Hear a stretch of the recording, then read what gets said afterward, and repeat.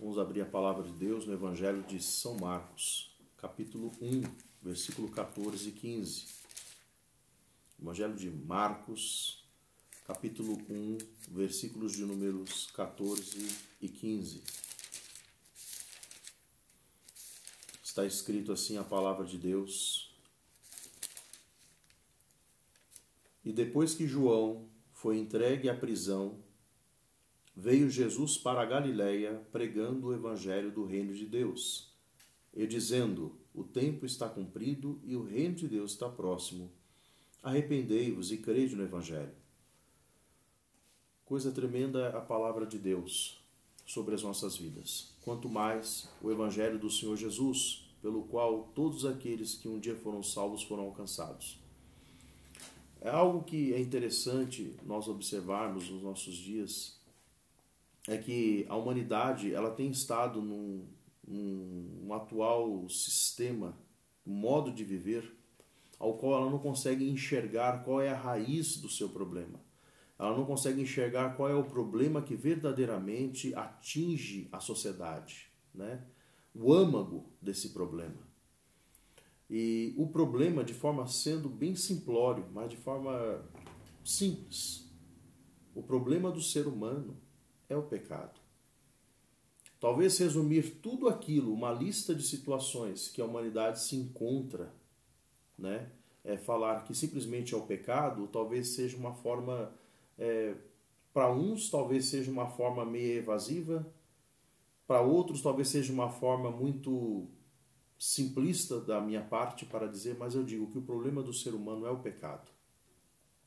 É o pecado que tem trazido os males e as consequências para toda a humanidade. É o pecado, simplesmente o pecado. Se você quer saber por que nós temos hoje problemas na área da saúde, problemas de corrupção na nossa política, por que nós temos guerras e rumores de guerras, por que nós temos tanta gente matando, tanta gente, né? Temos parricidas, matricidas, fatricidas, pessoas que matam pais, mães, matam irmãos. Por que nós temos tantas coisas assim? Eu lhes digo, o problema é o pecado. A origem do problema do ser humano está no pecado. Simplesmente isso. O pecado é que trouxe ao homem as suas consequências e, por fim, a morte. Porque a Escritura diz lá em Romanos capítulo 6, versículo 23, que o salário, a recompensa do pecado é a morte. Então, o problema do homem é o pecado. E aqui nós vemos no Evangelho de São Marcos, no capítulo 1, no versículos 14 e 15, depois que João foi entregue à prisão, veio Jesus para a Galiléia pregando o evangelho do reino de Deus e dizendo: o tempo está cumprido e o reino de Deus está próximo. Arrependei-vos e crede no evangelho. Aqui nós vemos uma passagem que mostra, que narra, através do evangelista Marcos, ele fala a respeito do quê? Do aparecimento do Senhor Jesus na sua pregação, quando ele começou a ministrar o seu evangelho a todas as almas que iriam crer e aquelas que iriam ser advertidas pela sua mensagem. O evangelho, ele é o poder de Deus para a salvação de todo aquele que crê, mas também ele é o poder de Deus para advertir aquele que quer permanecer na incredulidade, né? E o que é permanecer na incredulidade? É permanecer no pecado. É permanecer afastado de Deus. E Marcos narra aqui que João, esse João aqui é o João Batista. O João que batizava as pessoas no Rio Jordão. O João que também pregava sobre arrependimento de pecados. O mesmo arrependimento que o Senhor iria começar a pregar após o início do seu ministério. Então João Batista também pregava sobre o arrependimento de pecados. E o próprio Senhor Jesus foi ter com ele e também foi ser batizado no Jordão. E esse batismo de Jesus era uma forma simbólica e de atestar e confirmar também que Jesus iria morrer, iria ser crucificado pelos pecados daqueles que se arrependeriam e creriam nele. O propósito do batismo de Jesus foi, com a própria palavra do Senhor disse, pela sua própria boca, a João Batista: deixa para que assim se cumpra toda a justiça. Ou seja, se referia à sua obra salvífica na cruz. aquilo que ele iria fazer por todos aqueles que iriam ouvir a sua mensagem, ver os seus pecados lá cravados nele na cruz, iriam se arrepender e crer. Então aqui nós vemos que João o Batista, né, ele foi entregue à prisão. E nesse momento veio Jesus para a Galileia, pregando o evangelho do reino de Deus. Não aqui fala-se inicialmente que Jesus estava assim iniciando o seu ministério, mas que ele veio pregando o evangelho do reino de Deus. E aqui dizendo o Senhor Jesus: o tempo está cumprido e o reino de Deus está próximo, arrependei-vos e crede no evangelho. O que Jesus estava dizendo? Que o tempo estava cumprido, ou seja, todas as profecias que diziam respeito à sua vinda, a vinda do Messias, como Isaías 53, Isaías 9, tudo aquilo que dizia a respeito de um Messias, de um Salvador, que viria para resgatar o seu povo, estavam sendo cumpridas ali por meio dele. Ele veio, o Senhor Jesus disse: eu vim buscar e salvar o que se havia perdido. O tempo está cumprido. O aparecimento do Messias. O Senhor Jesus mesmo, ao ler na sinagoga, Isaías 61, ele disse: o Espírito do Senhor Jeová estava sobre mim. Né? E ele dá uma série de declarações a respeito do que ele veio. E dentre essas declarações, no meio da sinagoga, ele diz: eu venho pregar o evangelho, as boas novas aos pobres. Ele veio pregar o evangelho. Então esse propósito estava sendo aqui cumprido pelo Senhor. E ele diz: o tempo está cumprido e o reino de Deus está próximo. O que é o reino de Deus? O reino de Deus que Jesus se referia aqui, primeiramente, ao seu governo, o seu domínio. Ele estava pregando a respeito do seu governo, do seu domínio. Ele diz lá em Lucas 17 que o reino de Deus não vem com visível aparência. As pessoas, até inclusive os seus discípulos, ainda quando o Senhor estava aqui em carne, em terra, como homem, esperavam que o Messias viesse de uma forma, com um governo físico, como se fosse um grande general, um grande rei, como foi Davi no passado, que pudesse libertar o povo de Israel das angústias que Roma lhe afligia. Mas Jesus, ele veio sim desta forma física, como um rei, mas um governante celestial, um governante sobre todos os governantes da terra, um governante e um rei sobre todo o universo. Ele veio sim para buscar e salvar o que se havia perdido. O Senhor Jesus veio sim como um governante, mas não como um reino visível para governar esse mundo caído em pecados, mas ele veio para governar sim um reino redimido, um reino que não estaria mais debaixo do pecado, mas um reino que estaria debaixo da sua glória e da sua santidade. Um reino que não estaria mais sendo influenciado pelo pecado desse mundo, um reino onde verdadeiramente ele é rei. E por isso, quando o Senhor Jesus diz: o reino de Deus está próximo, seja o meu governo, o meu reinado está próximo, está acerca de vocês. Está bem próximo. Ou seja, o reino de Deus é o governo de Deus, governo do Senhor Jesus, sobre todo aquele que ouve o seu evangelho, sobre todo aquele que se arrepende e crê. O reino de Deus, do Senhor Jesus, também quer dizer a respeito da sua salvação, da salvação que ele veio dar gratuitamente a todo aquele que ouve a sua mensagem. O reino também não é só a soberania, o governo do Senhor Jesus sobre a vida de um pecador que se arrepende, mas também é a respeito da sua mensagem salvífica. E o Senhor Jesus, ele prega a mensagem de salvação, né? Ao pecador que ouve esta palavra e pode reconhecer em si mesmo os seus pecados, vê que está afastado de um Deus santo, vê que não há soluções para ele neste mundo, não há soluções sociais, soluções na medicina, na ciência, nas psicologias que se aplicam hoje. Não há nenhuma solução, não há nenhum entretenimento que possa preencher o estado do vazio que há no coração de um pecador, a não ser a salvação dada pelo Senhor Jesus. Este evangelho ao qual o Senhor Jesus veio promulgar, veio falar, pelo que o tempo está cumprido e o reino de Deus está próximo. ele fala também da sua igreja, porque a igreja do Senhor, ela é constituída de pessoas que foram salvas e ao qual elas reconhecem o seu governante, o seu rei. Porque Cristo, segundo a palavra de Deus, é o cabeça da igreja. Então o Senhor, ele veio salvar e veio estabelecer uma igreja. A igreja é o povo de Deus, é o povo do Senhor Jesus, ao qual ele é o cabeça. E isso tudo está dentro do reino. E para finalizar, sobre a questão do reino de Deus, que o Senhor Jesus disse que estava próximo, ele fala também que esse reino fala de um universo redimido.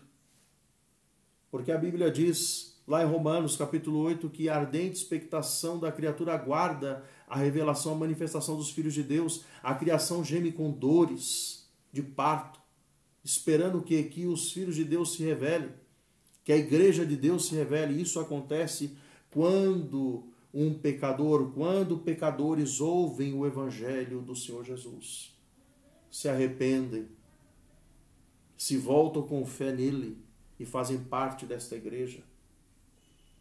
E isso vai se dar, essa consumação, esse universo, toda a sua criação, tudo aquilo será redimido novamente pelo Senhor Jesus, quando o Senhor voltar à sua segunda vinda para consumar todas as coisas e libertar os filhos de Deus que foram alcançados nesta vida, ou seja, todos aqueles que ouvem o som do Evangelho, se arrependem e creem nele, como também toda a sua criação será redimida do pecado, de toda a influência do pecado. Ao completar o Senhor Jesus dizendo, o tempo está cumprido, as profecias acerca dele estavam sendo cumpridas nele, o reino de Deus está próximo, o Senhor Jesus diz, arrependei-vos e crede no Evangelho. A palavra arrependei-vos, ela se dá melhor pelo seu sentido original de convertei-vos e crede no Evangelho. É mais do que simplesmente se arrepender, reconhecer o pecado e abandoná-lo. É voltar-se a Deus totalmente. É andar numa rua e voltar no sentido, na contramão, na rua contrária.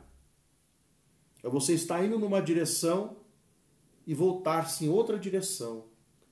Então o Senhor Jesus, ele chama hoje pessoas que ouvem a sua palavra para que se convertam, para que deixem os seus maus caminhos.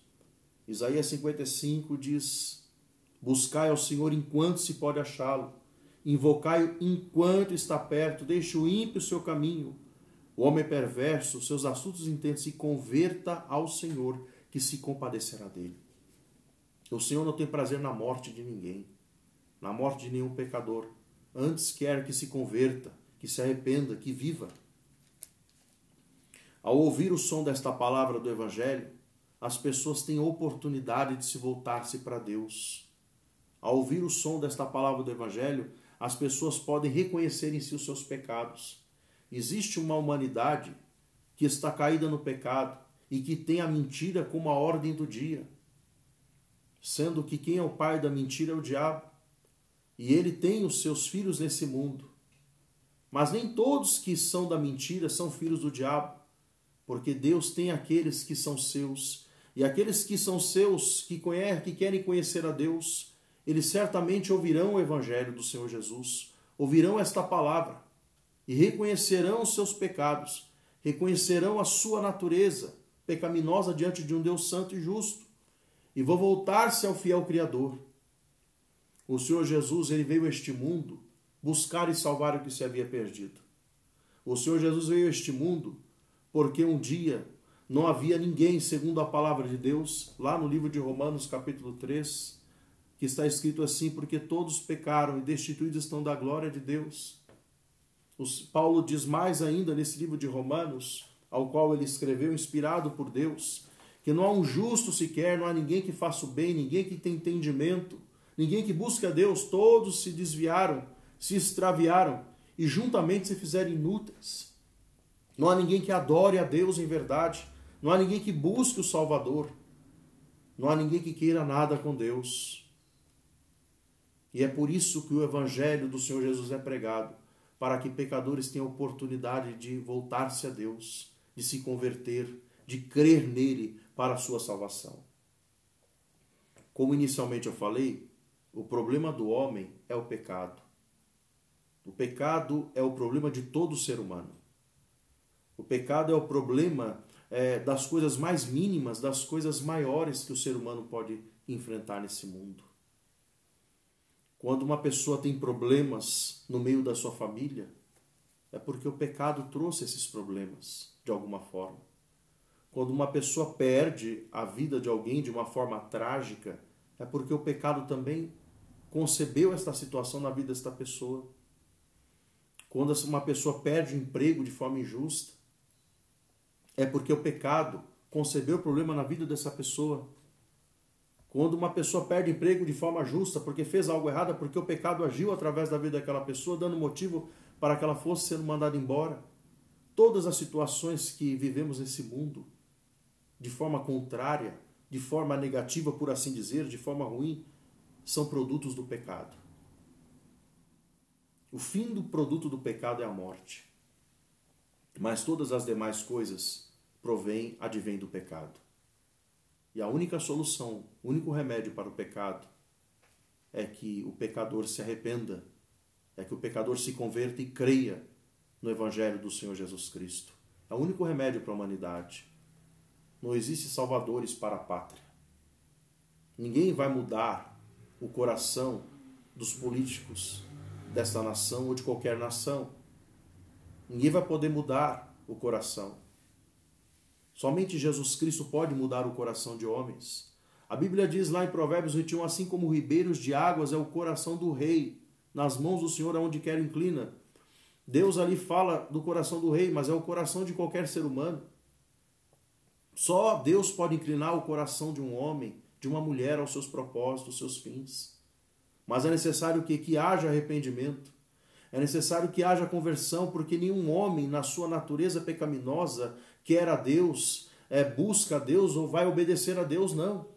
Todas as palavras na Escritura a respeito do ser humano são dirigidas da parte de Deus, sempre no imperativo, sempre em tom de ordem, porque o homem não obedece a Deus por natureza, por causa do pecado. Desde quando o homem caiu, lá no Jardim do Éden, o primeiro homem, Adão, caiu em desobediência a Deus. O pecado passou a toda a humanidade. Por isso todos pecaram. Mas agora, por meio de Jesus Cristo, segundo a Bíblia diz, o segundo Adão, esse é o Adão que deu certo, o Adão que fez certo. O Senhor Jesus, ele veio com um propósito único neste mundo de salvar pecadores, de resgatar o homem da maldição do pecado e da lei, de restabelecer e restaurar todas as coisas. Nenhum homem, nenhuma mulher nesse planeta vai conseguir buscar alívio, solução para a sua vida pessoal, sentimental, profissional, familiar, existencial. Nenhum ser humano vai conseguir buscar soluções através da psicologia, da terapia, de qualquer tipo de autoajuda, através de grupos, de clubes sociais, através de entretenimentos, através da ciência, até mesmo supostamente através de supostos evangelhos que se pregam por aí, que defendem um preenchimento do vazio com entretenimento, com bem-estar pessoal. O pecador, ele não precisa ter paz consigo mesmo, ele precisa ter paz com Deus, porque é com Deus é que esse pecador está em guerra, está em inimizade, por causa dos seus pecados. A Escritura diz que aquele que amigo é deste mundo é inimigo de Deus. Lá no livro de Tiago, capítulo 4, versículo 4, diz essas palavras. Aquele que constitui-se amigo deste mundo é inimigo de Deus. Toda pessoa que não foi lavada e remida pelo sangue do Senhor Jesus, que não se converteu, de fato não creu nele, segundo a Escritura, é um inimigo de Deus. E por ser inimigo de Deus, ele tem um grande problema e precisa rever os seus conceitos, precisa rever a sua vida. Para isso a mensagem do Evangelho é pregada. O Evangelho é a mão, é o braço de misericórdia de Deus ao pecador, lhe dando oportunidade para que este venha refletir sobre a sua natureza, sobre as suas ações, sobre os seus pensamentos, diante de um Deus que esquadrinha todas as coisas. O mundo, segundo a Escritura, jaz no maligno. As pessoas preferem viver debaixo desta malignidade desse mundo, debaixo do pecado que há nesse mundo, debaixo das suas vontades pecaminosas, do que viver debaixo da vontade de Deus. O Senhor Jesus hoje chama através da sua palavra que pecadores que ouvem a sua voz possam voltar-se a Ele com sinceridade e arrependimento. O evangelista Marcos diz, no capítulo 1, versículo 14 e 15 que nós lemos, depois que João Batista, que batizava no Jordão, que pregou também a respeito do arrependimento de pecados, o batismo de arrependimento de pecados, que foi entregue à prisão. Ele diz mais, Jesus veio para a Galiléia pregando o evangelho do reino de Deus, dizendo, o tempo está cumprido e o reino de Deus está próximo. Arrependei-vos, convertei-vos e crede no evangelho.